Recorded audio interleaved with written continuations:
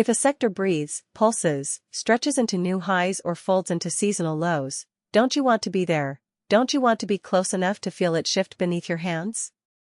What if futures weren't about leverage, but about leverage over fear, about taking a position not with recklessness but with intimacy, with awareness of what's moving and why?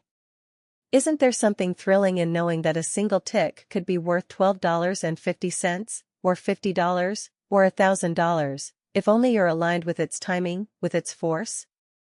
Couldn't risk feel like poetry, if you understood how the value moves, how margins whisper about volatility, how contracts breathe their own life across exchanges, across time?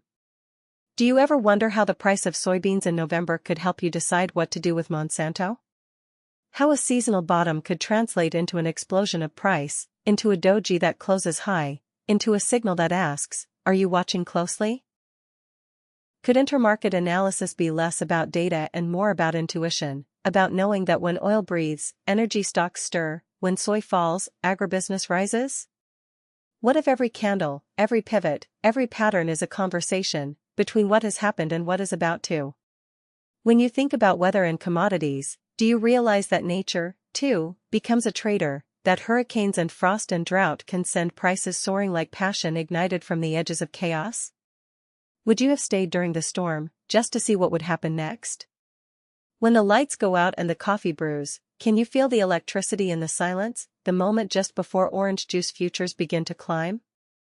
Isn't it wild to think that sugar moves not just because it's sweet, but because it fuels, because it burns in engines and in veins, because it's food and fire at once?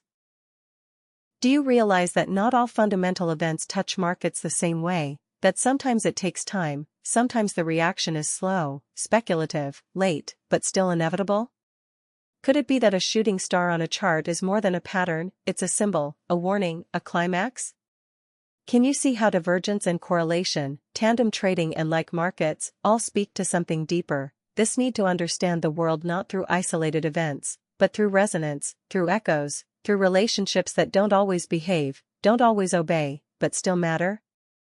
Isn't the real seduction of trading not in predicting but in responding to the feel, the heat, the way two things move together just long enough to give you an edge? Could you fall in love with the rhythm of commodities rising with inflation, the whisper of metals echoing the breath of currencies, the intimate dance of gold and bonds and sugar and fuel? Doesn't the CRB index feel like a heartbeat?